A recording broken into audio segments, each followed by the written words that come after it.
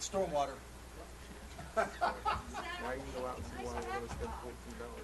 Good evening, and we are calling this a special city council committee meeting to order.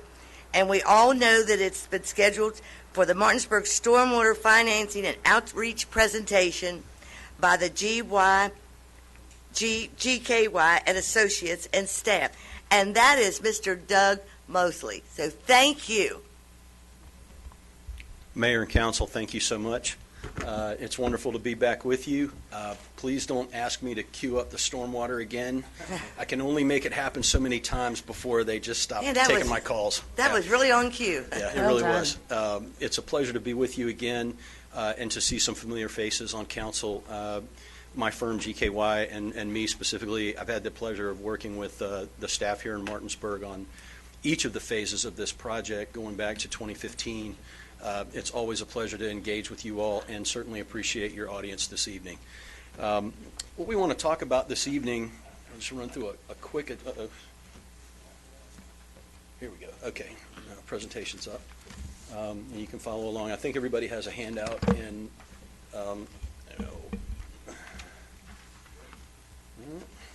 Give that to Andy. Andy, you know how to do that. if you push the button and make it work, then I'm going to give you my stormwater powers as well.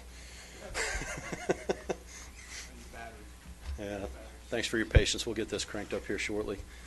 But essentially tonight what we want to share with everybody is a kind of a brief review for those that have been engaged in this and maybe some quick overview for those of you that are newer to this process of what we've been doing with this finance and outreach study over the last about 5 or so years.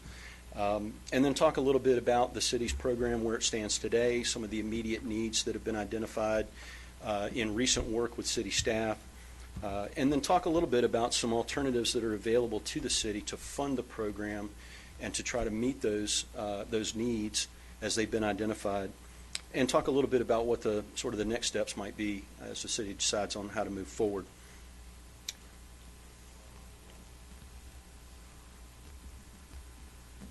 We'll get the slides moving for you here shortly.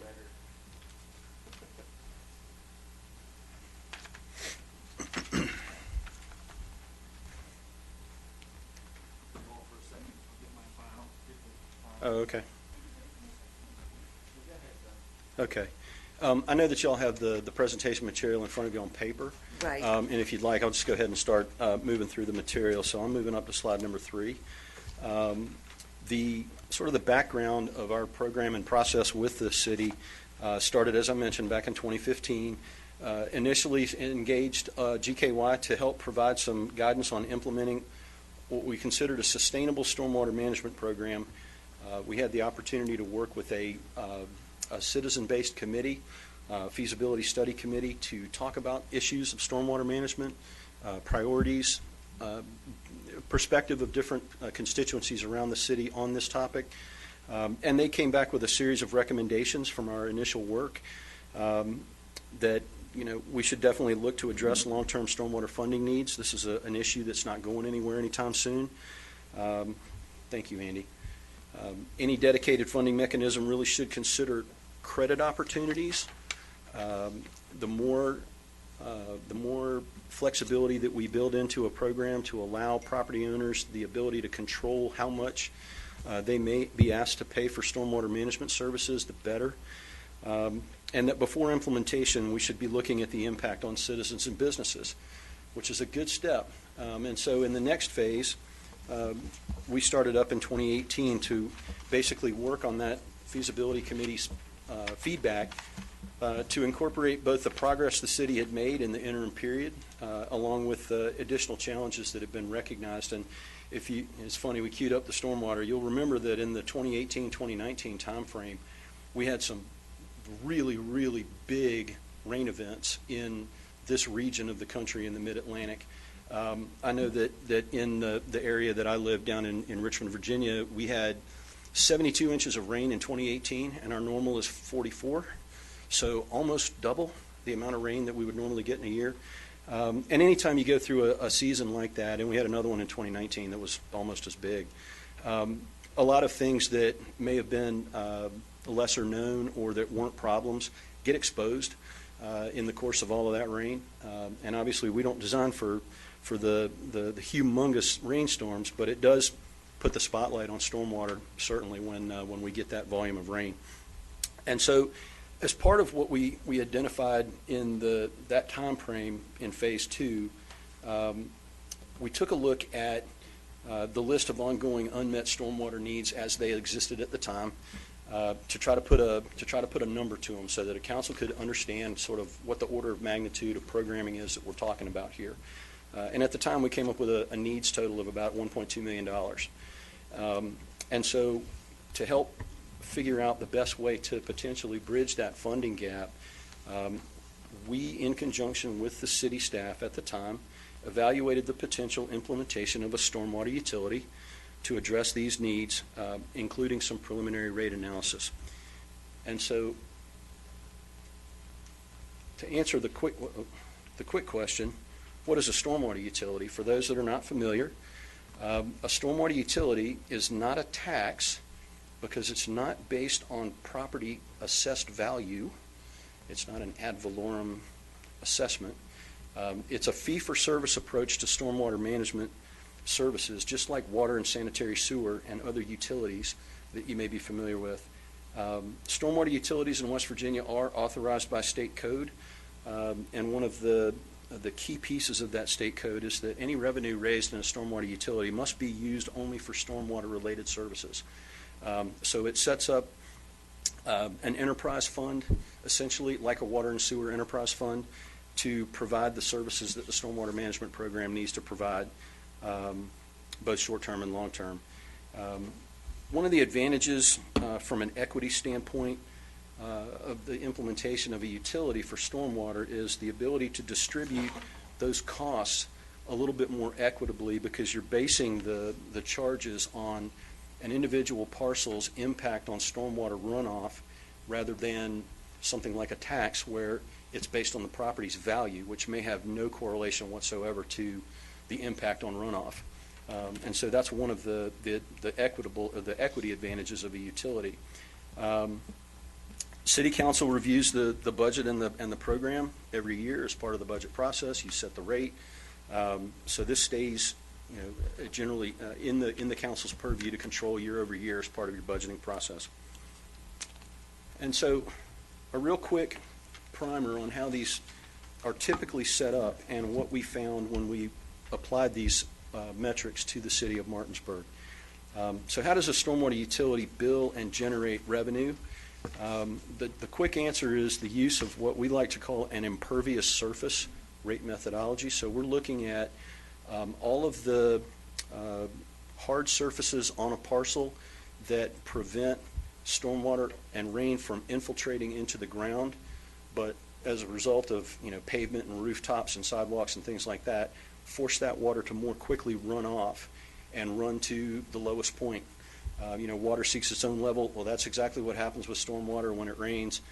The water's going to find the low point, it's going to run, and the ability to manage it as it's doing that is pretty important, because it's what keeps yards from flooding, basements from flooding, and it also, in the course of running off those impervious surfaces, can pick up pollutants and the types of nutrients and sediment that can create water quality problems in our local streams and waterways here in the city.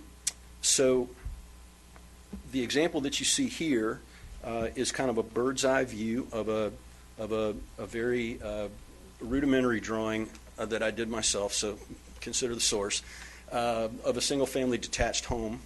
So you have a rooftop, a little walkway, and a driveway on the property. And after running some analysis of the geographic data that the city made available to us, we calculated that the average sort of single-family detached home in the city has about 2,280 square feet of impervious cover. Some have more, some have less, but overall it's about 2,280.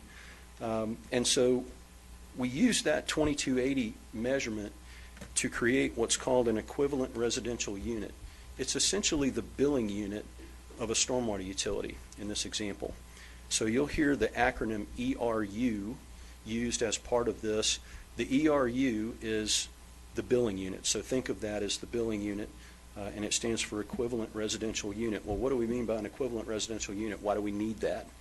If you take a look at the next example, well, how does a stormwater utility work for non-residential properties? You talked about the homeowners over here. What about everybody else, all the other properties in the city? In developing the ERU, one of the things we also took a look at was what does that look like when we apply it to non-residential parcels? And so the example in your handout and on the screen takes a look at a hypothetical small commercial property. You see a small drive aisle, a parking area, some sidewalk, and a rooftop, maybe a little strip mall development of some sort. And for ease of math, I went ahead and took the liberty of calculating the impervious cover in my hypothetical example at 22,800 square feet of impervious cover, which is 10 times the single-family measurement of 2280. Therefore, the non-residential parcel in this example would generate a total of 10 ERUs, or billing units, in the utility. Right? So, again, using that residential calculation as the baseline, we then apply multiples of that to all the non-residential properties in the city, and I'll have some material in here shortly to show you kind of what that looks like citywide. So to engage in the next two phases of the work, we started last year, right around the time that the COVID pandemic was getting off the ground, unfortunately, to re-engage on some of these topics, specifically outreach to the community on what the city's stormwater program goals are and what we're trying to accomplish here. Basically to re-engage our constituencies and to remind everybody that stormwater is an ongoing program. We have a permit that we have to comply with here in the city that has certain requirements associated with it. And then finally to update council. And so I'm a year late, but I'm here. This is part of that update process. And in the meantime, if we go to the next slide, the city had an audit from the Environmental Protection Agency in March of 2020. And as a result of that audit, several items in the city stormwater management program permit compliance protocols require some attention. The city received an administrative order on consent, or AOC, which you may already be familiar with, that basically called out some places where, even though the city's doing a good job in a lot of areas on stormwater, there were some things from a permit standpoint that the EPA found to be deficient when they visited in 2020. So we were re-engaged to help with this process as well, and to help develop some sort of standard operating procedures, SOPs, and look at the impact that the administrative order has on the city's stormwater management program as a whole, and what, if any, change it has rendered to the needs that we had identified previously. Okay. So that gets us up to where we are today, I think. Come on. I'll stand on one foot. Oh, I'm sorry, Andy.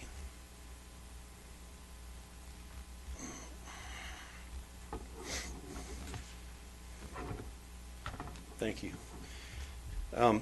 So just to kind of catch up on where we are today, the 21-22 stormwater budget that was approved by the City Council was around $370,000, and it covered 3 staff positions, some interns for the program, along with some contracted services and some supplies and equipment for staff to use to carry out their day-to-day service needs.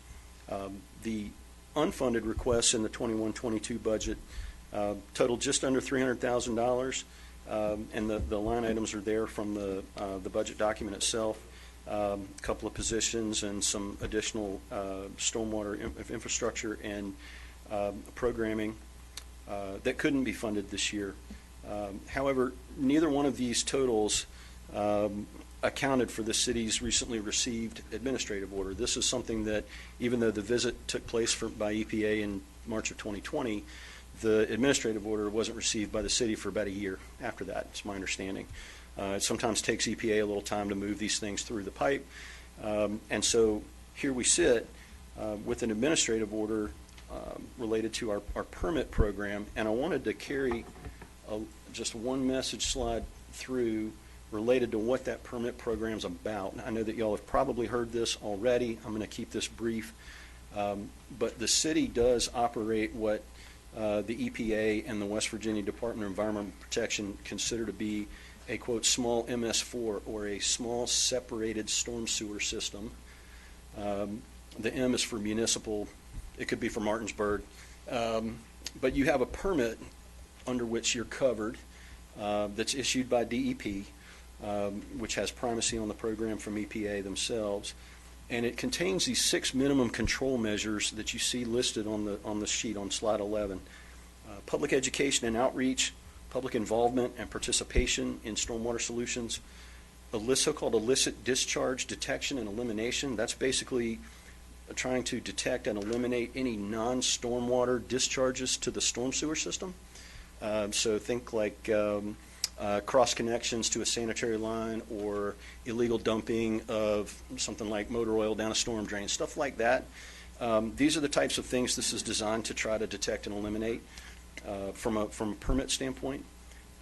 Construction site runoff control, trying to make sure that when we have open construction sites in the city, that when we have rainstorms like the one we had this afternoon, we don't have uncontrolled sedimentation on a construction site just running wild down the hill, onto the street, onto the neighbor's house, etc.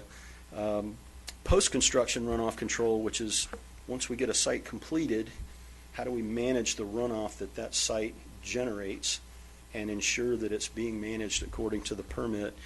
And then finally, a sort of good housekeeping or pollution prevention protocol for municipal operations themselves. How does the city manage its own properties vis-a-vis stormwater quality? There's some additional special conditions in the permit related to the Chesapeake Bay and some of your local streams and creeks, Opequon and Tuscarora creeks here locally, for impairments related to sediment and bacteria and nutrients. Those are also enforceable through this MS4 permit. So it's not just the 6 minimum control measures that the city has to comply with. It's also the special conditions related to those so-called TMDLs. So we know that the state is going to be issuing a new general permit soon. As we've seen historically with stormwater permits, they seem to get more strict. They don't get looser as time moves on. There's always more to do. The requirements usually ratchet up cycle over cycle. Each permit is good for 5 years. And the state is working on a continuance of the current permit now, but the new one is due out any day. So something to be aware of. So in looking at the way this permit is constructed and these minimum control measures are organized, when the EPA came to town last year and did an audit of the program, 3 of the 6 minimum control measures were found to have some deficiencies affiliated with them. And I've highlighted those for you. I'm not going to read all of these, but the 3 MCMs that caught the attention of the auditor were that illicit discharge detection and elimination protocol, which in my experience is one of the more difficult components of an MS4 permit. It requires a lot of research. It requires a lot of time. It requires a lot of reporting and documentation of work that you have done. And then some additional pieces related to the post-construction runoff control protocol, primarily for enforcement of maintenance requirements, and the good housekeeping protocol related to municipal training, which is always a challenge. Based on the order's negotiated outcome, the city has about 3 years to address all of the identified deficiencies, and if history is any indicator, another audit will be coming at some point, either when that 3 years is up or even sometime prior, just to check on your progress.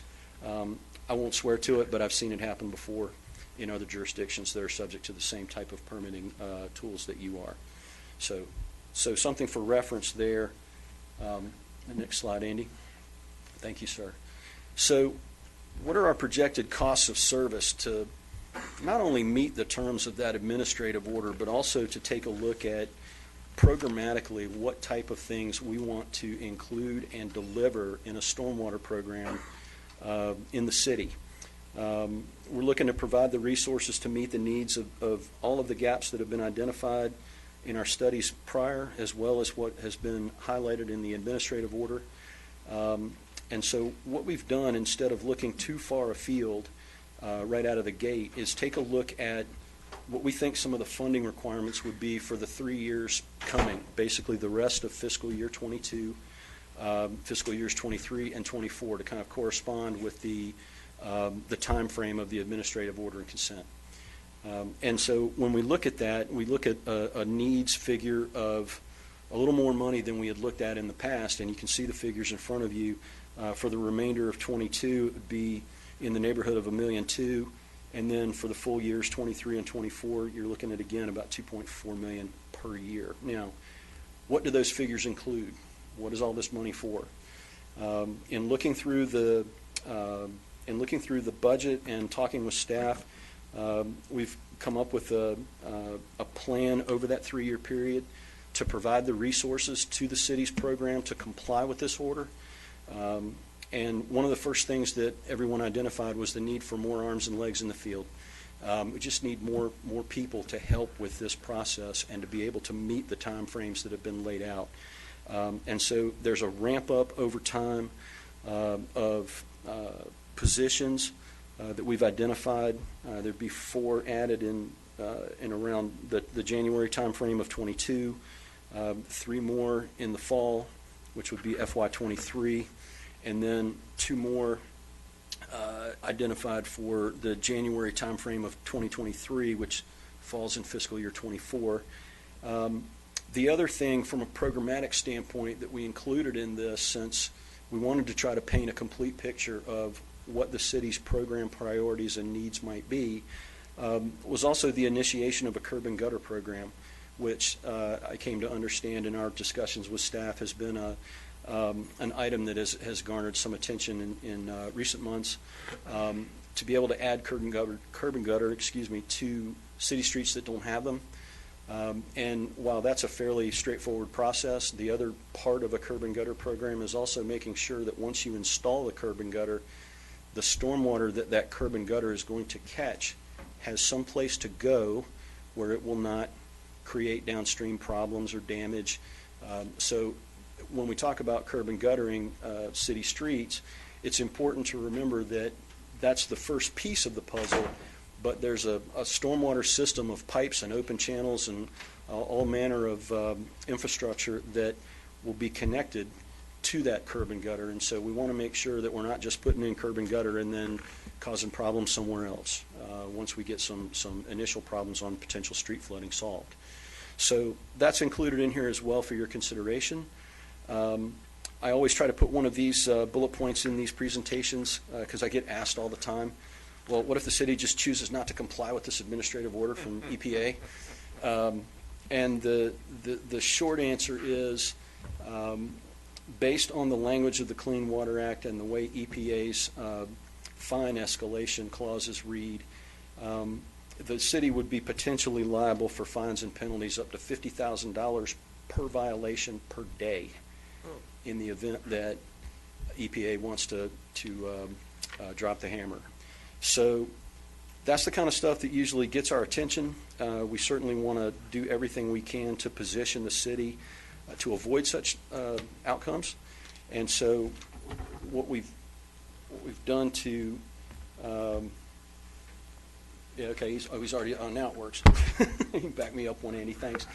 What we want to do is again remind everybody what our options are to fund that desired program level of service.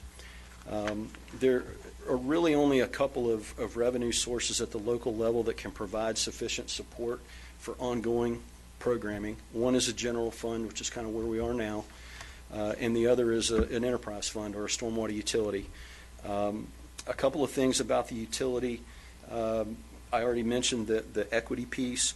There are a couple of other things that do, I think, lean towards the viability and the overall advantages of moving to a utility. It does provide a stable stream of revenue year to year, which really does allow the city to plan and then execute a holistic program year over year, because your revenues are a little bit more certain year to year. You're not quite as sensitive to dips and ebbs and flows in the economy and the tax base moving around. It provides adequate funding, again, based on the completion of the initial rate study that we've done as part of our work with the city and city staff. You would have enough money to pay for the programs and priorities that you have, including the administrative order.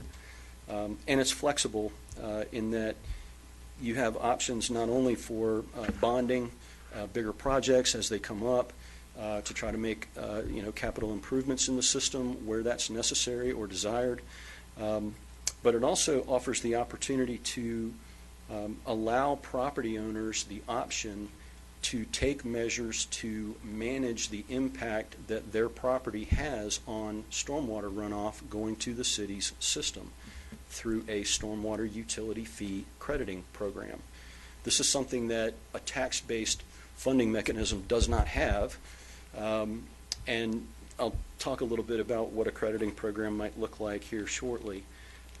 But a couple of things to keep in mind as we go towards the finish line here this evening. Thank you, Andy. So we've identified all of these costs, and we've identified the program that we want to fund. Again, a holistic program that not only looks at complying with the water quality mandates of our permit, but also takes a broader look at the type of stormwater services we might like to deliver in the city. And we came up with a preliminary rate structure. So you see the cost numbers that were represented in the prior pages. What does that translate to in a stormwater utility rate based on the way we've done our rate study to date? And the answer is about a $12 per month stormwater utility fee for the average single-family home or one ERU, to go back to our example, for each of 22, 23, and 24 in order to provide the funding through a utility that would adequately fund the priorities that have been identified.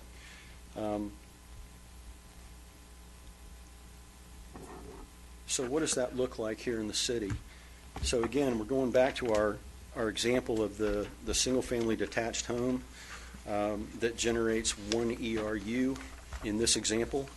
At $12 a month, you're looking at an annual cost of about $144 to the average home. Based on the initial ERU calculation that we completed, well over 80% of your single-family residential properties in the city would only pay one ERU.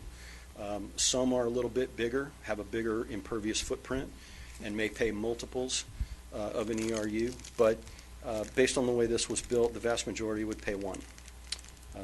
In moving to the non-residential, you can do the math very quickly, and so in our example here that showed our small commercial parcel that had 10 billing units or 10 ERUs, you'd be looking at a fee of around $120 a month, about $1,440 a year.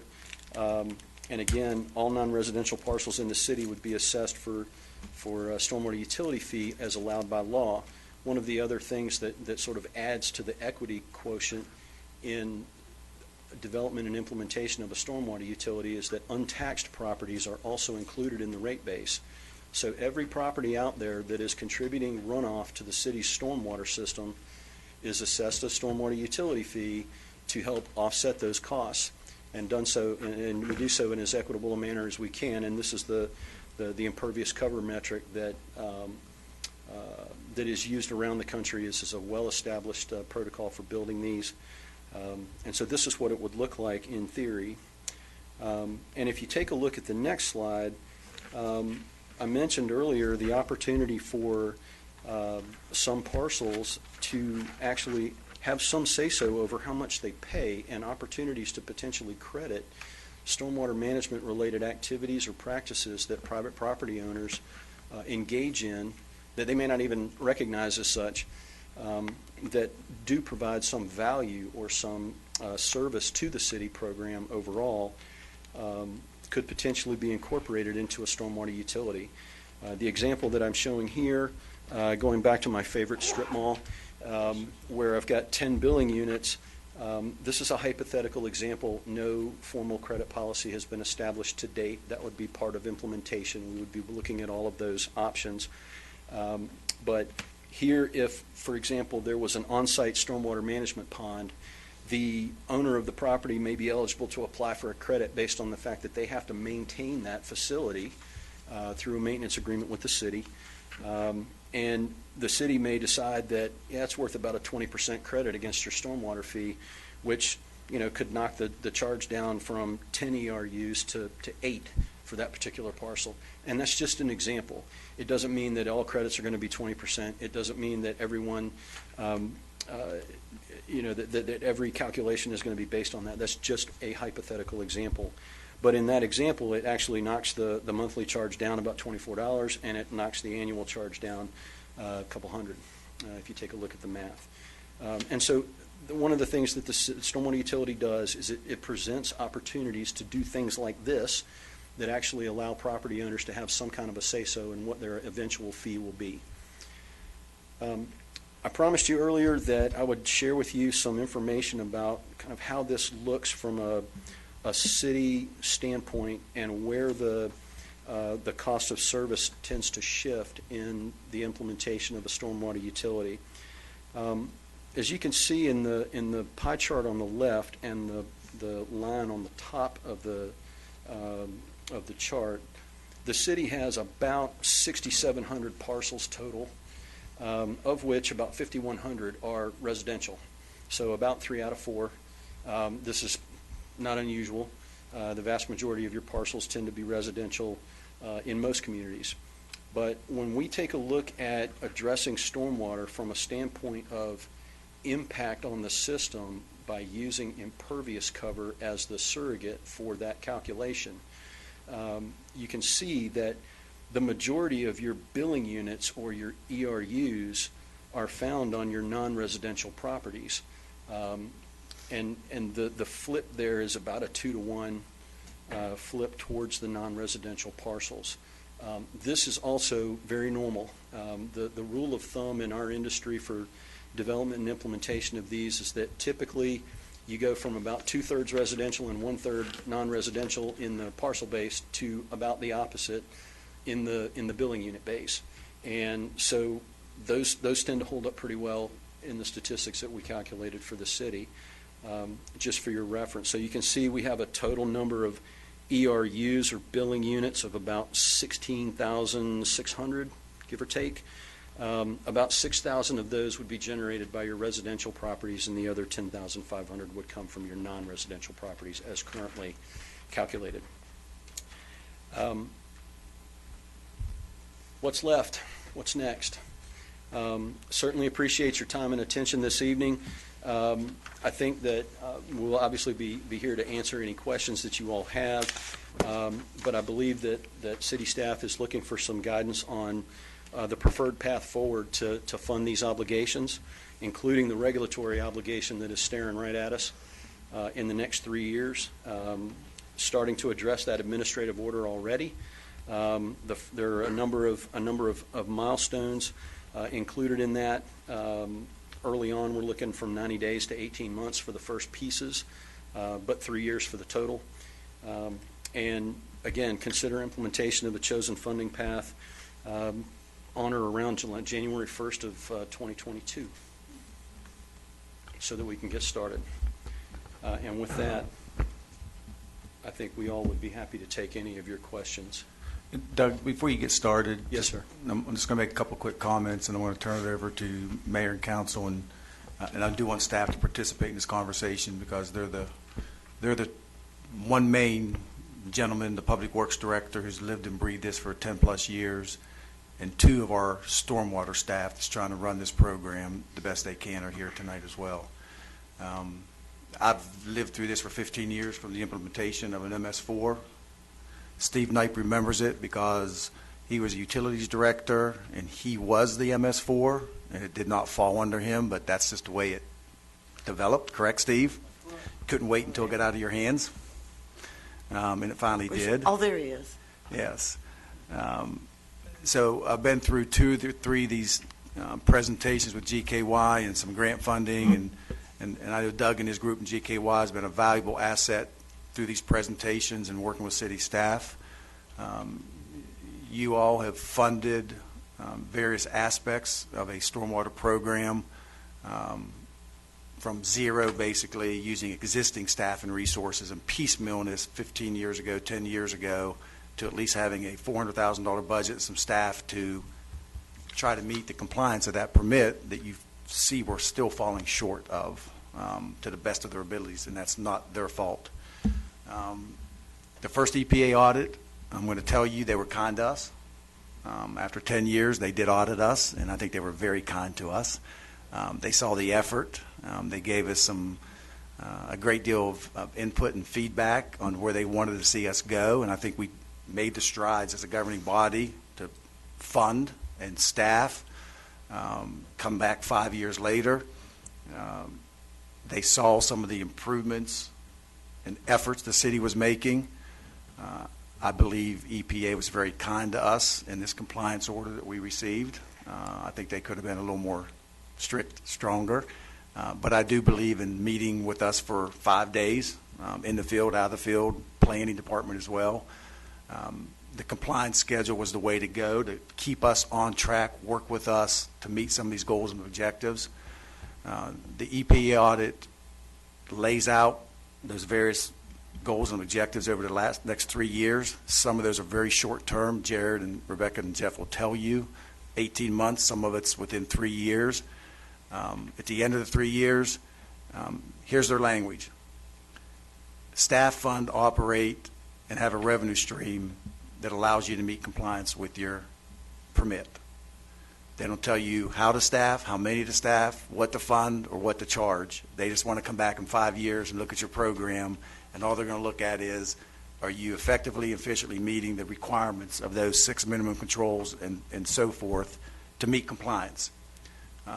That next audit, I don't think they'll be as nice and kind to us if we haven't made the effort. So really, you all have heard this over the last several years. I do think as staff, we've tried to work through this the best we can at the lowest cost possible to the public and the businesses to maintain a program. We don't think it's working. Jeff, I'll let you speak to that, and Jared. I mean, you guys are, you're juggling every day. 3 people trying to do 6 people's jobs worth of work, and that's just because we're starting a program. Many cities in the state of West Virginia and around us already have these programs in place. They've implemented the fees. They're doing stormwater management. This is nothing new. It's been around for a long, long time, 15 plus years with the city, and here we are still. So from staff standpoint, I feel for these guys and ladies. They're trying to do the best they can. We just need to come up with some good guidance and recommendations of where do we want to go with our stormwater management system to meet compliance. It's not going away. They need to come to work every day and know that they have the tools and the resources to really do their job and meet compliance. You don't want to come to work every day and say, I'm here, but I'm not getting anywhere. I mean, I could, at the end of the day, the end of the year, the audit, what have we accomplished? So we've laid out a template for you to the best of our ability to come up with something that gets us started. It's a new fee. We're recommending a utility because state code allows it, and it gives you more tools in the toolbox as a utility rather than a fire garbage fee. So we're looking for guidance for our next step to help develop an ordinance in draft form to bring it back to you, whatever you may decide tonight, and we can have that conversation. But I wanted to get that out there because you guys are doing a great job, and ladies, Rebecca, you guys are pulling your weight, and I know Jared is probably on pins and needles as Rebecca, as they're trying to meet this compliance as we speak, but boots on the ground. I mean, they're probably getting nervous already with the 18-month deadline of looming among us. So even if we have to inject some funds in the next 6 to 9 months while we're figuring out the start date for a fee implementation and collection to do what we need to do. We'll get through that with funds available to help them kickstart this. So hopefully, our recommendation to staff, and I can tell you from me, and Jeff, I'll let you speak on behalf of your department, is create the utility, get a fee structure in place, get the tools and resources needed to meet compliance, water quality, infrastructure, good stormwater management practices, some BMP, stormwater management projects, just to grow us in the next 5, 10, 15 years.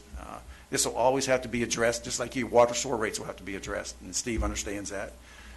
So where do we begin?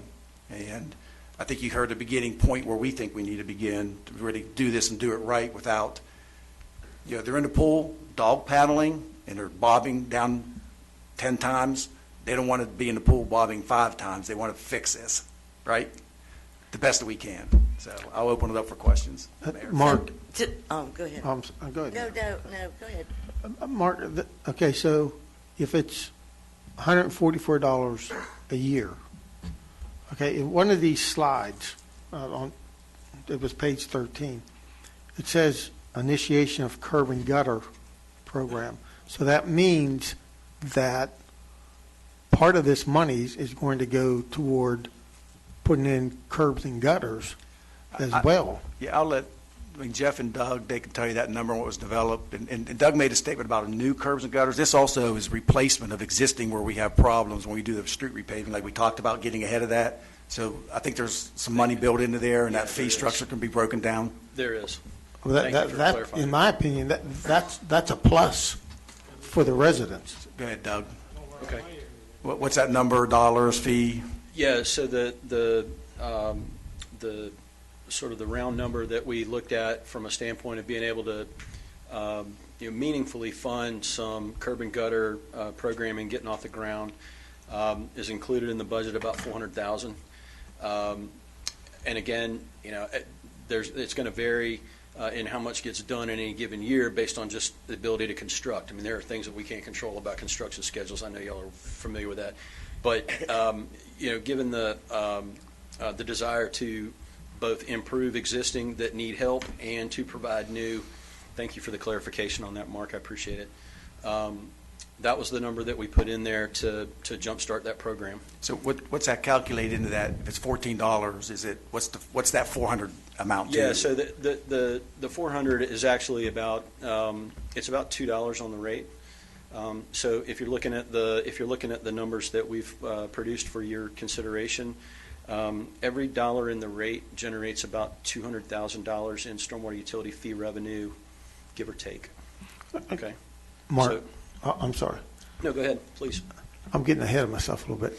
Okay, so the money that we're using right now for stormwater, Jeff, maybe you can help me. Is that coming from the general budget? Yes, your $400,000 has been allocated from the general fund. So if we implement this stormwater fee, the money that we're spending from the general fund, we can use that for other projects. That's correct. As an enterprise fund, and Mr. Spickler will tell you, and you've heard him say it many, many times, you don't supplement your enterprise funds with other funds. It should be self-sustaining, which this should be self-sustaining as well. So yeah, you could take that $400,000 and you could put it towards street repaving, equipment purchases, other projects, or even some of the dollars back to stormwater to even assist it, however you'd want to do that. But yeah, you could use it for various items. I got it. And how long, so is this going to free up Jeff from doing what he's been doing with stormwater? You guys can explain, and I know Doug just mentioned the 1, 2, 3 years, what staffing that gets you and how that helps you with your duties, and who you all can explain that better than me. So the way we envision stormwater utilities will fall under the public works. Is that right?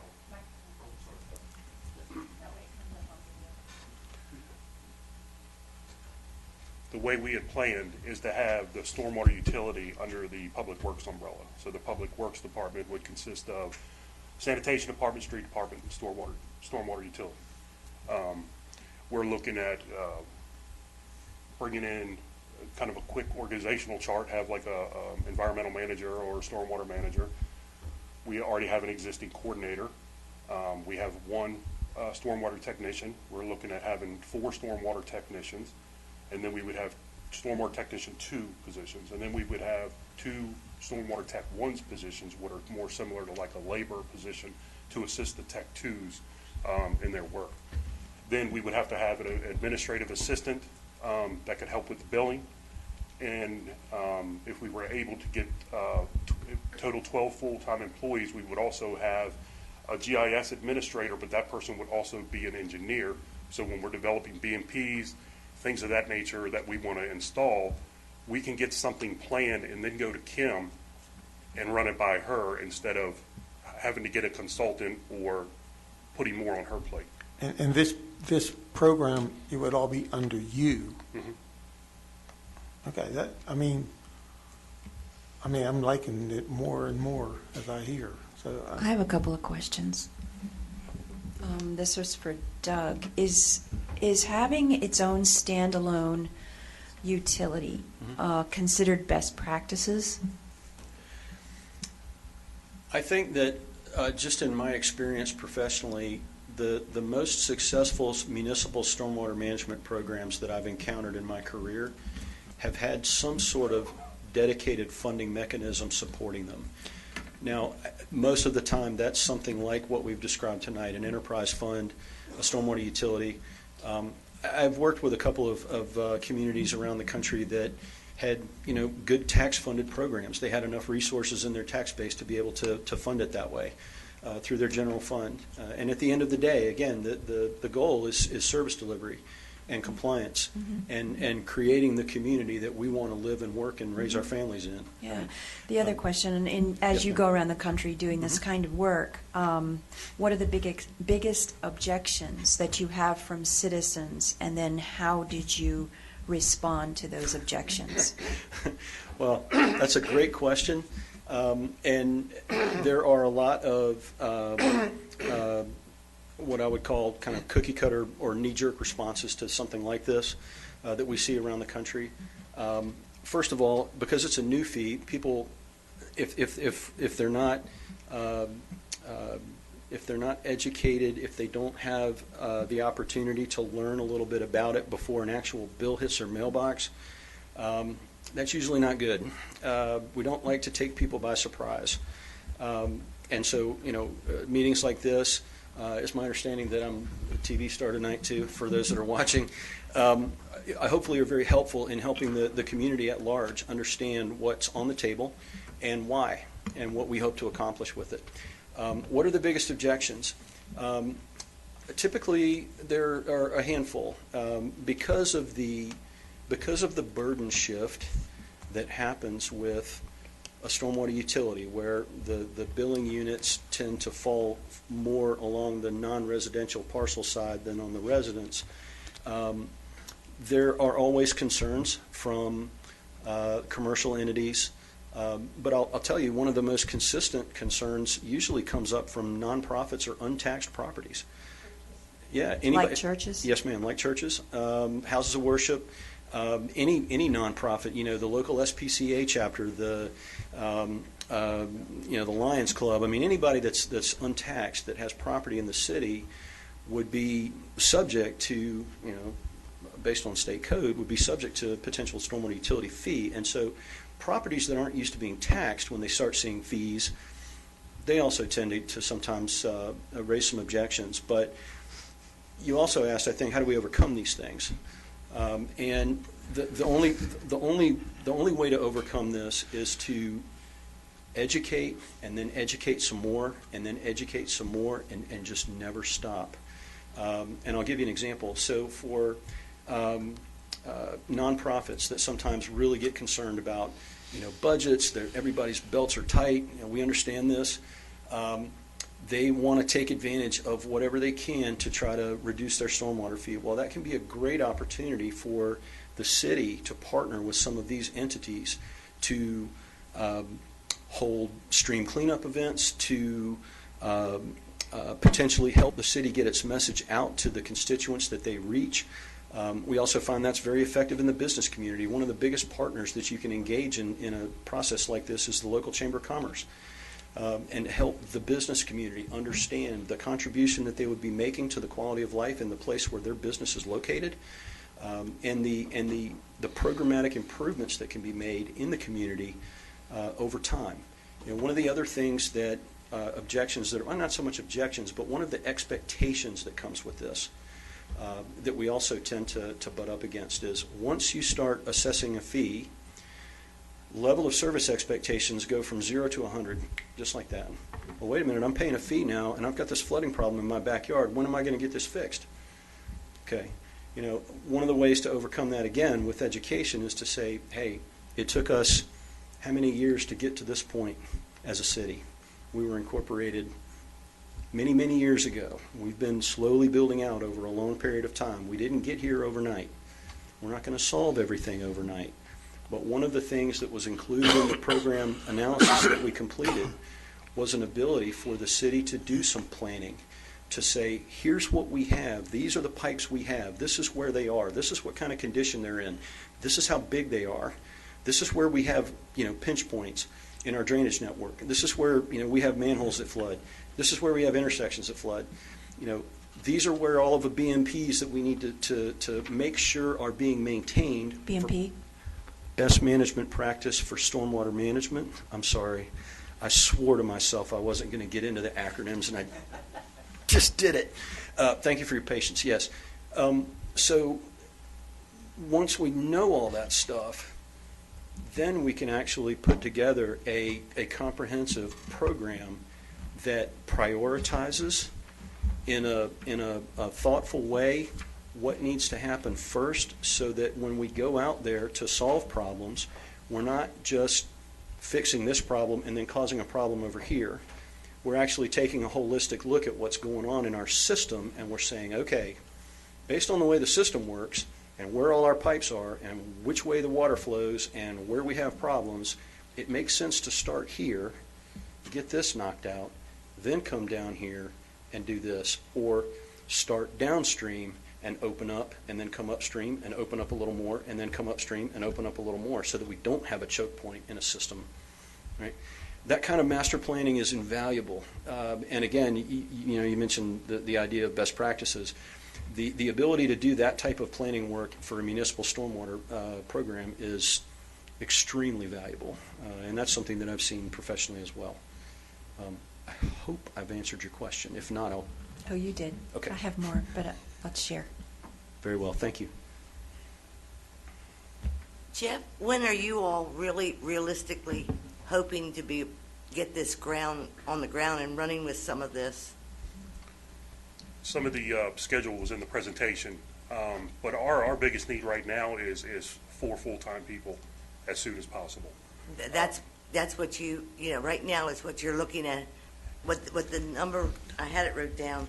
I think the 4 full-time right now helps them start meeting compliance with the compliance EPA schedule. Okay. The stormwater utility structure and/or fee structure, very quickly moving towards hopefully an ordinance form, if that's what you choose to do.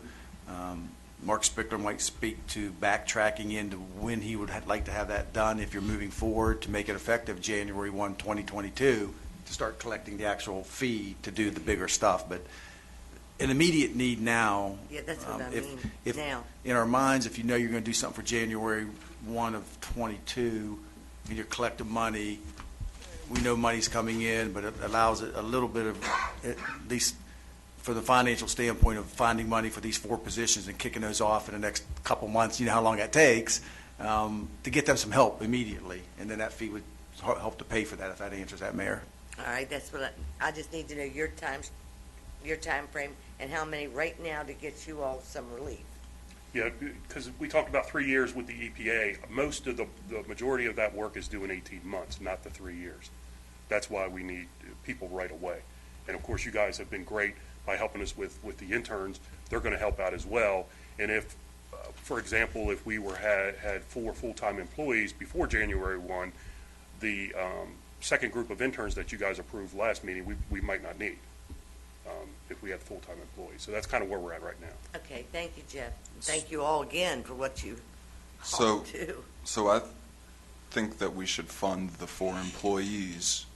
If we're thinking, like city staff said, January 1 of the coming year is when we would start that, fee, so to say, we should probably decide if that's going to be it, because we are going to want to get in front of this with, like he said, education. We don't want to get hounded like we just did. So, I mean, And that's a good point. And can you maybe touch base on real quick? Your last go around with GKY, you have presentation materials ready to roll out, don't you? Yes, that's correct. We have education material that we can send out. We have several events throughout the year where we will try to educate. Rebecca's doing a great job with our Rainbow program. She's able to educate a lot of people who come to those. So we have a bunch of events throughout the year that we use for education purposes, and we do have literature and things like that now to hand out as well. All right, so what, we would put do an ordinance for next, Well, y'all continue your conversation. I mean, you see the recommendation out there, for utility and some type of fee structure to get them to where they need to be, and you need to have that discussion to give staff direction. If you want to see a draft ordinance based on the presentation tonight, we can get a draft ordinance for your review to move it to a first and second reading, so you actually see what the rate structure is and talk about that a little more and what that means. We could do that, correct, Mark, Jeff, GKY? I mean, we can do that and lay that out for you in a better fashion. I mean, we don't need to get in the weeds tonight. We're just trying to get direction to get to the ordinance, and I think a draft would be good for you to see, and that way you can evaluate that. Maybe we have a committee meeting with the draft ordinance to kick it to an ordinance reading. Let's backtrack, Mark, because you're the one that's going to, if this gets kicked off, I know what's coming down your pike. So if we were looking at January 1, and the latest date in your mind for a third and final reading of an ordinance to help you implement this and educate? Some of the work, once you decide on a rate structure, we can start the work to build the utility in our utility bill in current software. We can start that work once we know the rate structure. We can upload the data that we need. They need to do work in the interim on what the credit policy, and you have to build that. That isn't going to affect the rate structure, because that'll simply give them credit for lesser ERUs.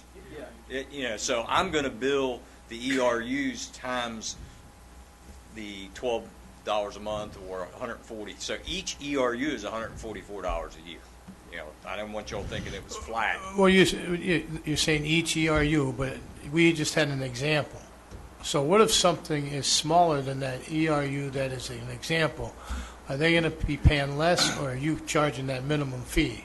There isn't very many that are less, based on the report that I saw that he had. He was rounding up. If it was a half, they rounded up to 1. I can give you an example. If something was 1.49, it stayed at 1. If it's 1.5, it goes to 2. But everybody would be getting a minimum of the 144. It would kind of be like your minimum cost of providing service, like you have for water and sewer.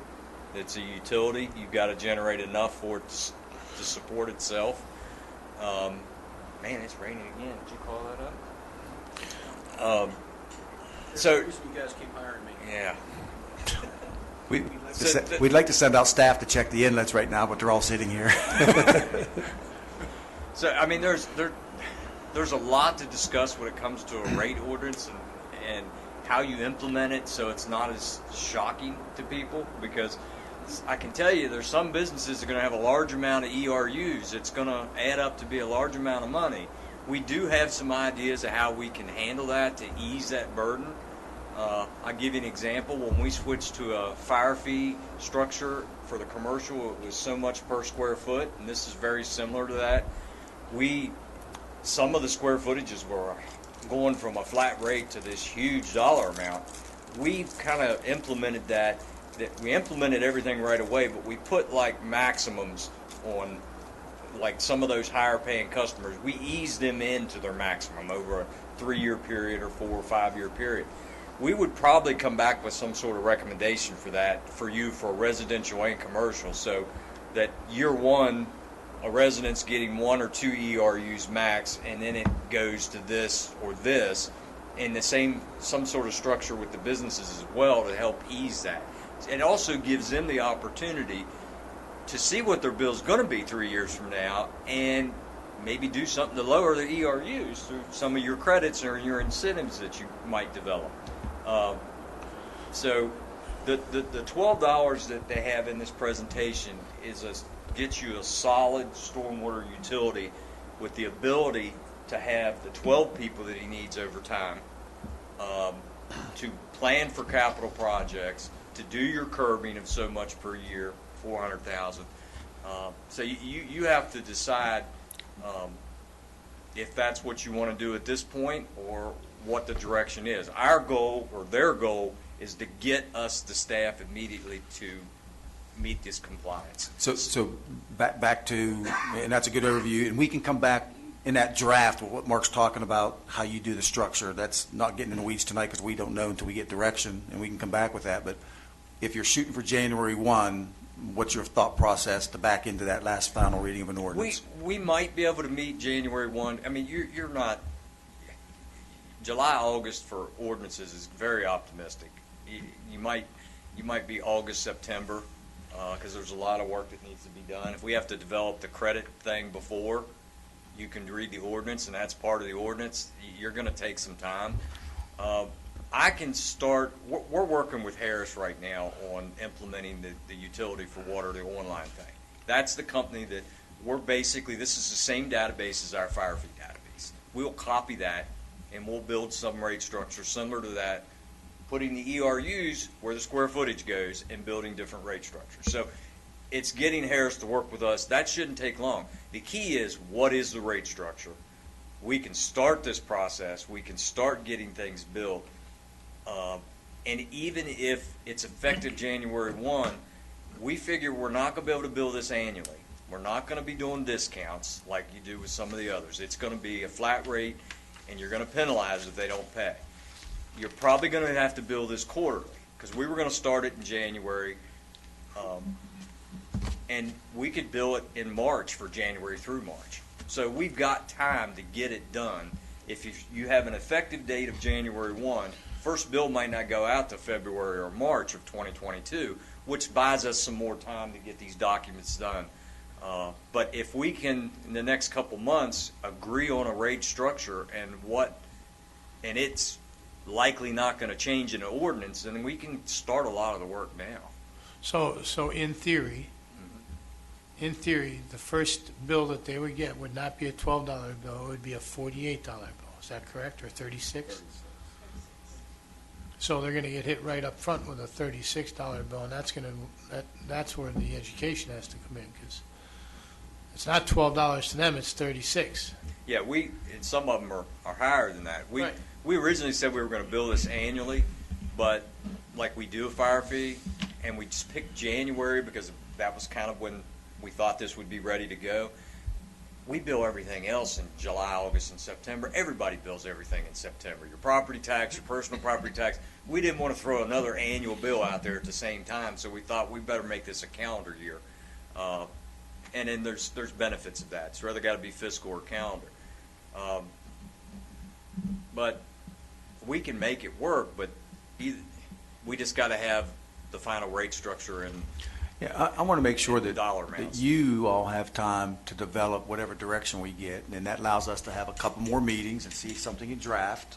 So when you're saying see something in draft, we're going to see it before it comes up for first and second reading. Absolutely. Okay. Yeah, what I'm saying, if I'm trying to get Mark to, I know where Mark's thinking is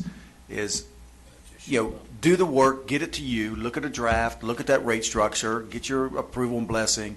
And if I'm hearing Mark, I mean, to implement this and educate, you may want your reading of your ordinance done by September, October, so you got 2 months of education, you got 2 months to prepare. So I'm trying to get Mark to say, if you're wanting to do this, here's my thought process on getting this back to committee, back to a draft, looking at rates, first and second, third, and final reading of an ordinance, to do what you just said. It could be effective, but you might bill in March. And if not, we're going to kick the can another year, and we shouldn't be doing that. The bottom line that I need, which I know is going to be the biggest contention of council is, what are we going to bill? How much? How much are we going to, as a council and as governing body, are you going to move forward with this recommendation of 12, which gets him what he needs to run this department and do everything they need to do going forward, and you not have to deal with this anytime soon again? Is that the ask? I believe that is the That's answer. the answer. I'm good with that, to be honest with you.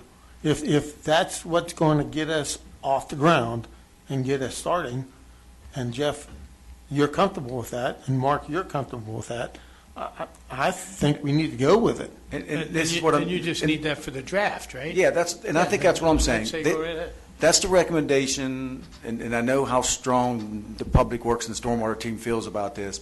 And that's what we need to throw that out to you, to get you something back very quickly in that draft and rate. So you really see that, and you have a chance to see it and discuss it again. But that gives us direction to develop what Mark's talking about. Yeah, If you- anything else you come up with, you're going to end up revisiting this a lot Yeah. quicker.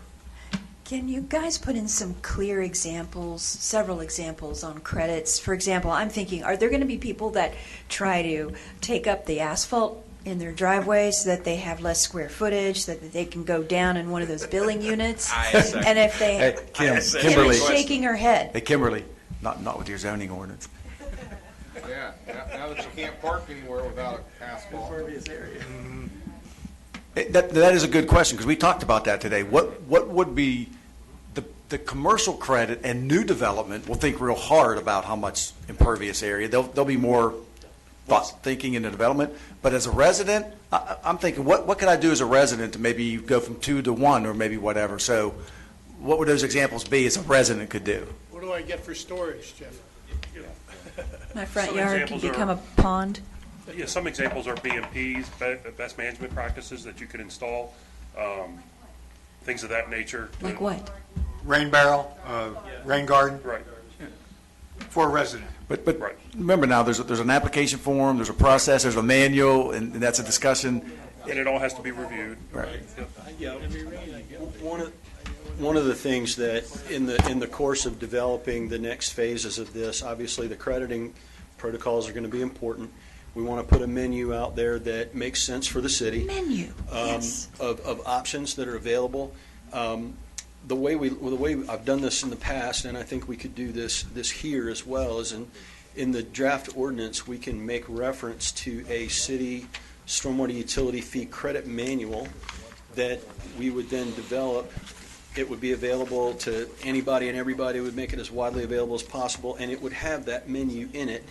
It would describe the various options that were approved by the city to implement and to provide potential credits for applicants. And you were asking for examples. The rain barrel program for residential properties, putting rain barrels on the end of your downspout so that some of that runoff gets detained a little bit before it goes sailing into the storm sewer. There are other residential options that are available. I've seen in some places that, you made reference to pulling up the asphalt. I don't know how prevalent this is in your community at this point, but I do know that the technology is there. And I'm not saying that people would want to go do this immediately, but there is a way to put so-called permeable asphalt or permeable pavers in a driveway. That's the type of thing that could either be credited, or if we decide that it's maintainable and sustainable, even consider removing that as impervious cover. So in the assessment of these charges. So there are options that we can put on the table for folks to look at, and would definitely do that. But it's not necessarily something that we would have to completely cook into an ordinance.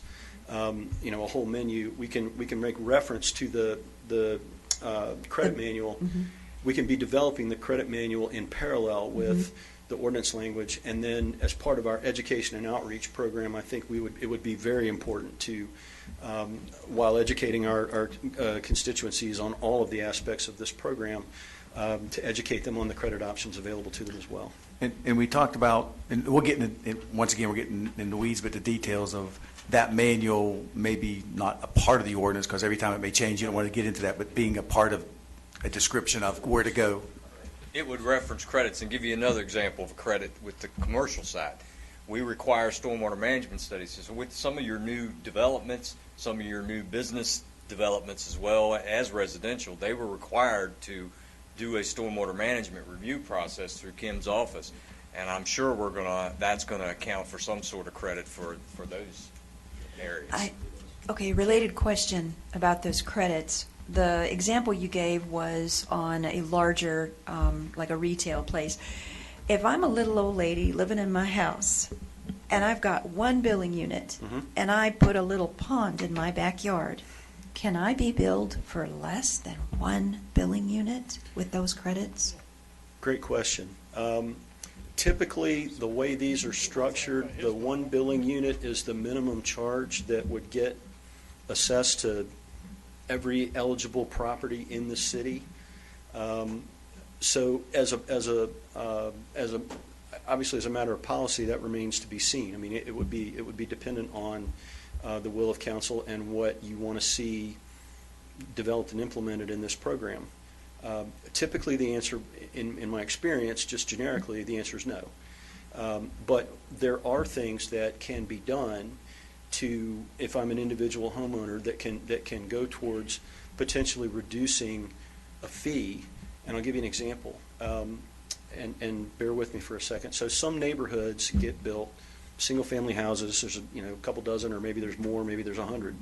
And as a result of the development, there are detention ponds that get built as part of the overall site plan development process.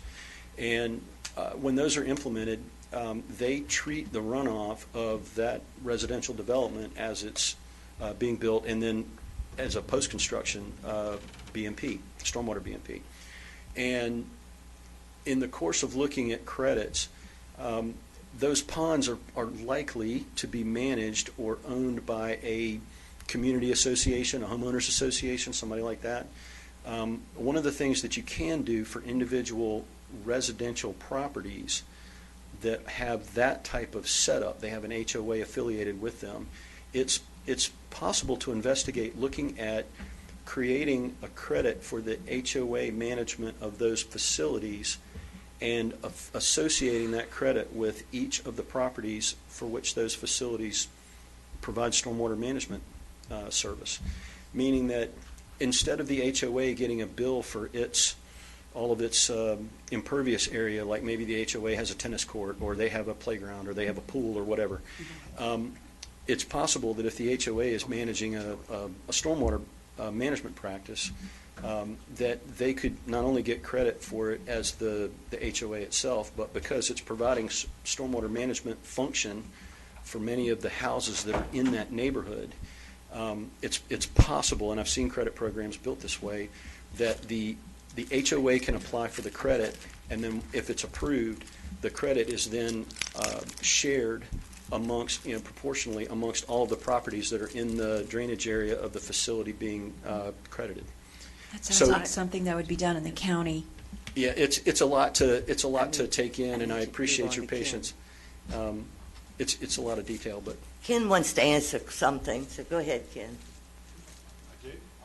He told me to get with. Continue asking questions, but I think a lot of these questions are going to be finalized in that ordinance and what we come up with on credits and rates and all sorry, that. he told me he was ready. I think for tonight, what's the direction for staff and everybody to continue to get something back to you to really start having a really good discussion to the end of the day? I want Jeff to be able to have a program to make it happen, like Dennis was saying, but also to bake into the process, giving people kind of choices or control that they can manage on their own properties. Based upon tonight's presentation, move forward with a draft ordinance that would I'd like to see. At that rate. satisfy. And we'll come back. I think really timing-wise, it's probably, personally, this is just me, and we have meetings to death, and then we start getting the summer months and vacations, but that draft probably is better looking at it in a committee fashion where you can have a good discussion for an hour by itself, not in a council meeting, then you can move it to an agenda. That sounds better to me. Yep. For this. Yes. Sounds great. Yes, it goes too long. I mean, I think that's a better process for us on this. Since it's I new. would agree. And we're with going to that. publicize these, and we're going to stream them, and as this gets out, more and more people will start getting interested, so that's a good reason to have a committee meeting as well. How long a time frame are you looking at? I'm not going to push them. I think they see the direction, and we know the urgency. There's twofold here. One, to continue working on something as we discussed, and maybe we'll have some other examples as well. Mark doesn't want to hear that, but we might. That's more work, but we'll see what we do. And the second part of that is, and maybe for the June meeting, I'll have some recommendation approval of how do we get them started to meet compliance with some staffing levels in the interim if we think I'd we're like going to to move see, forward. I'd like to see Jeff get his, you said 4 more guys? Let me ask you this.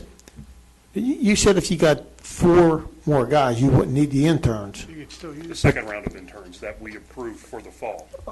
Okay, but wouldn't it be better if you could keep those as well? Yes. Yes. Well, that's Why what would I'm you? thinking. That's free, right?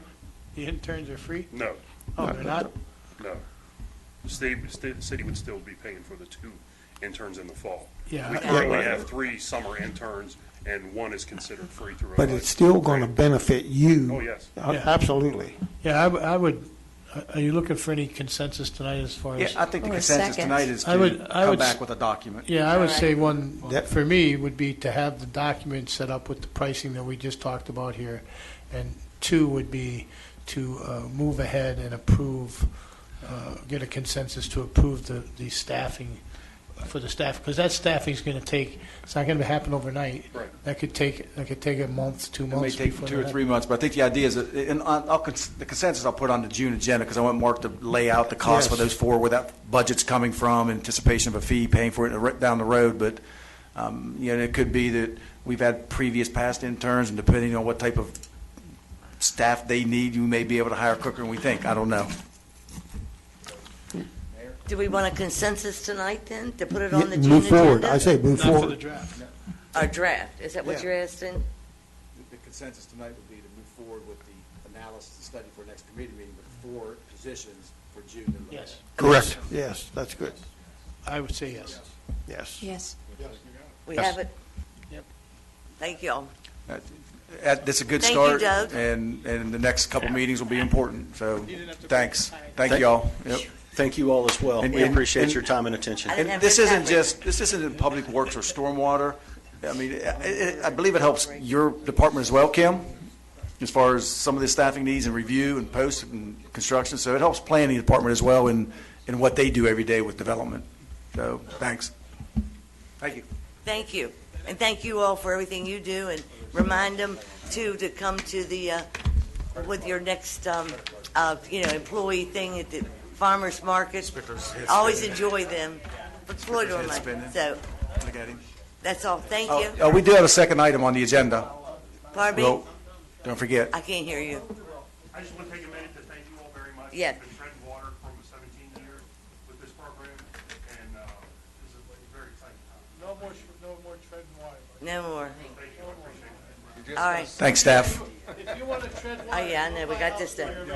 All right, we'll try. All right. I want to let you know, that's the first time I've seen Jared smile in about a week. Jeff's a smiler. Okay, thank you all very much. And the next thing, we'll try not to be too long, discuss the city Martinsburg credit card fees for municipal services. Are we eliminating them? That's great. That's not my recommendation. There's some, last thing on stormwater, I want to, just one thing real quick. I'm going to need to get something done and have this meeting about the ordinance and what the structure is in June, because the fiscal year ends July 1. Okay. All right, everyone, be I'm not going thinking. to be able to spend any time on it in July. All right. And that's going to delay us. So my thoughts would be, we'll work on this immediately, try to get something gathered for you to look at so it's ready to go. And Okay. whatever else is holding up is holding up, Well, not the Mr. actual ordinance. Mr. Baldwin and all this, Mr. Baldwin, I know we'll be working with it to get it for the June, and you'll be putting your input. So like you said, you'll have it ready before July 1st, correct? I want to be done with my part of this ordinance by July 1, All right, yes. you heard that. ASAP. Yeah, Yes. he can give up on Don't- it. We don't want to hear storm. Yeah, we'll talk in the morning, because Andy said he's about half done with the ordinance just now, so go ahead. Good for him. Well, you don't need me at all. That's our Andy. Hey, we'll see you at 9 o'clock tomorrow morning. Go ahead. Okay.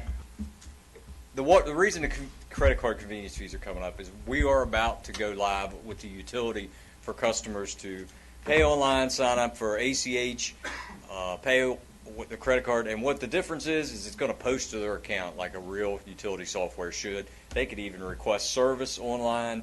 There's a lot of things that Diane has worked hard with her staff, Sam and all of them. They've worked hard. I've gave them a lot, said, you do it. That was the reason we made her supervisor before, and she has done a good job. And this is phase 2. We upgraded. This is phase 2. This is the same software Stormwater would be using, so it would be the same thing. So to do an ACH, we got to sign a new agreement because that's a flat fee. I believe it's like $3.95 per transaction. Currently, the water and sewer, what we have, the way it was billed, it was in tiers, like up to $200 for a water fee was $3.95. But if you had something that was $205, you paid two $3.95s, and it was 2 different transactions. That's not our structure. That was Visa's structure that they made you do that. Well, apparently that can be changed now. We were charging 2.95% for fire fees because that's considered a tax, B&O taxes, parking, and miscellaneous. We had this flat rate tiered structure for water, sewer, and garbage only. Well, we can now offer the percentage on that, which it is going to be the same percentage, 2.95, but it has a higher minimum. I mean, the minimum's $3.95 on that. The question is, since we have to sign this new agreement, we've heard different council members complain about credit card fees. So I'm going to throw this out there. What are your all's wishes? And I'm going to give you my spill on credit card fees. When we first started taking credit cards, I'd like to say we were one of the pioneers in this that started getting 100% and passing these fees along as far as a utility. Now it's the norm. That if you want to pay on a credit card and get rewarded, which all of them do now, you should pay a convenience fee. The city should get 100% of what's due to them, because here's the example. Not all your customers are going to pay with a credit card. You're a utility that is based on your rate structure. Should your customers who want to come in this building and pay or use the drop box or mail a check, should they end up getting penalized for somebody to get rewards that wants to pay the credit, use that, and us eat those fees? I can tell you citywide, the estimate on credit card fees for the city as a whole would be $250,000 we would lose, which could affect budgets, and definitely in water and sewer department or stormwater department, it's going to affect your revenue, your bottom line, and it will make you look at your rates. It's your choice. It's clear. It's cleaner for us to just get a bill and pay the credit card company. But is it fair? That's your all's decision to make. Before we had this conversation, we said we were passing this on. One thing about it is, we already have it. It's the raising of it is the problem. Is you just mentioned that if you went to the percentage, it would go up almost $1. Well, that depends on the dollar amount of the transaction. But that would be the average, is what? Yeah, if we would have been given this option when we did this years ago, it would have been 2.95 across the board. Would that be the same percentage we would pay? No, we would get a better rate than that. But the customer's going to pay 2.95 of the face of it, no less than $3.95 for water and sewer. No less. So they're it's being raised because it's in a sense, yes, it can. Now it depends. Now if you were that one, even if you were that one person that had 201 and paid 2 395s, I believe the math still works out that it's real close to being a raise. The credit card company has the potential to get more money this way. That's correct. What's easier on the staff? Staff doesn't like credit cards at all, and I don't, because it's just an accounting nightmare with our multiple agencies and businesses we're running here to keep the deposits separate and to track it to our bank statements. It is a logistical nightmare to deal with. So it's easier for you to have checks? Yeah. Wow, I did not expect that answer. What if you had... It's not necessarily the best way to get paid. It's check. Of course you want paid immediately with a credit card. You know how you have discounts for people paying early on things? Is it possible to have the price, but if you pay by check, it's lower? Good Lord, that's more... That goes to my next point. We can't provide services that cause us more work and get less money. That's counterproductive, and that's what this would do. It's your choice, though. Mark and I have had this conversation because every time he starts talking about the system and changes and the credit card, and I hear it in the hallway, like Mark said, of people coming and going, why do we have this fee? And I asked Mark, well, why do we have the fee? And I didn't realize it was $225,000 a year that we would eat for someone's convenience to pay by credit card. So that's really your. I think the decision is: are you going to eat $225 for the convenience of someone to use a credit card? We just freed up 4 of it, didn't we? Well, that's what I'm saying. It's your all's. Yeah. No, it's a loss of revenue. Not in that fund, though. The bulk of it would be. Okay, but at the end It goes back in the general fund, right? What do you call it? Do you call it a credit card fee, or do you It's call it actually- a convenience fee? We don't have a fee. It's a third-party fee. It's the credit card company. If for us to charge a fee, you'd have to change all your ordinances, and some of them don't even allow you to do that. So this is a pass-through. They're using this agency to make a payment that's sent to us. You go to a third party, if you pay by credit card, you click the button, it takes you to a third party, they do the transaction, they charge you the fee, and then they send the money to Mark. It's not our They fee. keep their fee. It's not our fee. It's not our fee. I It's see. the So fee- but it is a personal choice. If a person clicks that, they can write a check, or they can. Right. And it's clear before they click that is Yeah, going to a it- third party, and yeah. you're subject to their fees. It says on it, when you click on it, it says, it's like if you go to Potomac Edison or any of these people that you're paying utilities, you click the button, it takes you to somewhere, and depending upon what type of card you use, they charge a fee.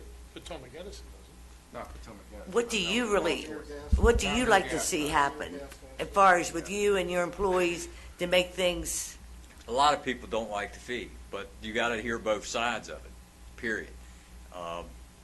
We can move forward with implementing something the way they are, but before I ask him to sign a new contract with them, making this minor change, we don't want to do double, triple work if there's some.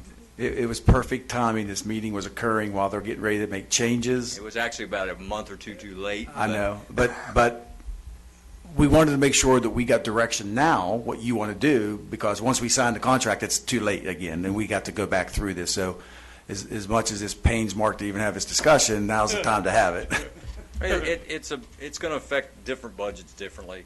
The major effect's going to be on your water and sewer budget, which you just had to raise the rates. That's the one I see that could be affected the most. This could cause you to raise rates sooner than you want just because you're eating fees that you didn't have to eat. Over half of that $250,000 is going to be water and sewer loss. Well, if I'm paying a bill online and I have these layers and it says you could pay this by credit card, but you will pay a $3.95 fee, and I'm like, all right, and then I push it. I take responsibility for that. I don't see that the city should have to eat that fee And here's the benefit because I that we're didn't adding. plan ahead and write you a check. Here's the thing that we're adding, that if we didn't offer what we're just rolling out now with the ACH, then it is a little more unfair, you could say. But you always have choices. You can pay this 2.95 flat percentage with a minimum of a certain dollar amount on the, what if you got a large water bill? Or you pick like I pick when I'm paying my son's rent or wherever, at college, whatever, they charge a fee. You do it from your bank account, and it's a flat $1.95, $2.95 fee for that transaction. It's not a percentage of the total amount you're paying. So a lot of people will pick ACH over a credit card unless they're wanting to get the rewards. And yeah, So you're saying that the ACH does not change because, I pay my bills online, okay, and I pay it out of my checking account. And I get what you're saying about planning ahead, but some people can't even plan paycheck to paycheck, and that's what we're dealing with a lot of people here. So I just want to make, is it different between somebody taking it from their credit card or from their debit? it's just a simple one-time bank transaction fee. The credit card company, when you're doing the credit card, the third party's getting a share of that, but if you we have to use this Invoice Cloud third party with this software. It's one of their partners. There's like two you could pick from. There's no sense in changing. They're going to make some money off of this with whatever fee, whatever you do. So we might not only eat those fees, we might now have to pay Invoice Cloud an annual fee to use that software as a portal. So I haven't even figured out if that because I never considered that as an option. But if they are now not making any money on the transactions that built the interface to our software product, and we're going to pay the fees ourselves, they'll just bill us. They're going to bill us not just the fee that's going to be the whatever percentage plus an operating and maintenance fee of using their product. So I mean, and it's I don't have real figures of what it could be, but we do think that when we turn this on, you're going to have a large uptick of who pays online. And if we could ever get somebody to design a B&O tax payment system where you could build the form online and pay your taxes online, that's going to be a large amount of money that could come in here. And I don't know if we want to give up 2% on $8 million every year. You just rang my bell of what we talked about. That's important for me to hear again, that what we're getting ready to implement a much better system that we have now, the credit card payment. We're going to have better users. It'll be more user-friendly. Yes. Thank you. It's just the automatic bank withdrawal. Yes, Mark, explain. I said it's going to be more user-friendly than the system we have now. You're going to have the option. Well, right now there is no system. You go out to this credit card thing, you plug in your information. We're downloading that and have to manually post it. It's double work. The real system, when they go in, you make your customer. Everybody, I can tell you, the state does it to us. You make your customers do some of your work when you provide these additional services. So when they're going in and building this, it's now going into their account. And they're all sitting there in a batch, and all we do is review the batch and post it, and it's on their account immediately as a pending payment right away, and they can see it, and we can see it. It's not printing these out, who paid what, and the cashiers then entering them. They're going to have to do a lot of data entry. One of the things that a customer can do is we're talking about emailing bills.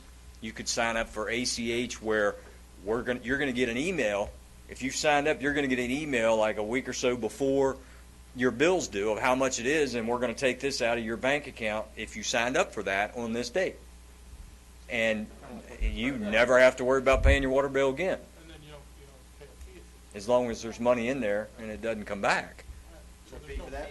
If it comes back, there is. There's no fee for it up front by ACH. Right now, that fee is that flat. I believe Diane said it was $2.95 a transaction fee. I believe. Each month you're paying $2.95. Wow. When you're doing an automatic payment, who's getting that $2.95? The third party, the Invoice Cloud. So I don't get that. Because they're providing the service. Coming right out of my bank. Yes, they're actually collecting it all, and they send me our share of it, which is 100%. I just want to make sure that it was clear that the new product is more options for the customer and more user-friendly. It is. That's part of our But fix. it's not for all services yet. It's mainly water, sewer, fire, and garbage, and maybe stormwater if we implement that. I mean, police courts using the same product or the same vendor with theirs, but they're doing the same thing we were doing. They're just printing the reports and then manually entering in their system. That's not really an effective way of doing things. What do you want to see happen? I would have liked to have had this conversation months ago if we were thinking about changing it. But Diane's ready to go live, and we're going to go live at what the fees are now, and it's just a matter if they go up, they get changed from flat rate. We're going live on the tiers, and it's really going to change to 2.95 for water, sewer, or we're going to instruct them to give us what we didn't get the proposal in time. So I only had like a day to do this from them. What would our fee?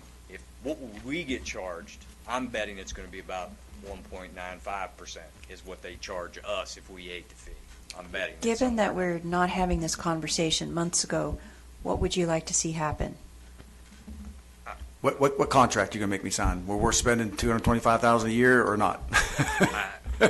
You know, I'm conservative with things. I look at it, what's fair, and I think about, if everybody used a credit card and everybody got rewards, I'd say you eat it and it equals itself out. But you're rewarding, and you may be encouraging, if no limits, large customers who have large water bills to put it on their credit card and get a reward, and you're going to eat the fees now. So you're going to encourage large amounts of That just money don't that sound get right. on a credit card. I know what he's recommending. He does not want the city to eat these fees. He does not. That's, Yeah. yeah. Yeah, I don't think we That's the should. gist here. he So how can you he correct it? wants an agreement to be signed where we're not being charged those fees. That's what he wants. So what's the consensus? And when do I have to sign this? Yesterday? Yeah, we'll put it on June's agenda. Okay. You want the consensus to put on the June agenda, or you wanted the consensus? Consensus put on the June agenda. Yes. Put it Okay. on the June agenda. I'll give that. Everybody okay with that? What's your recommendation on the June agenda based on tonight's discussion? Okay, And you all can vote. okay. That was it. Sounds good. Thank you. Hey, I have one more little thing. Mr. Baldwin, close your ears.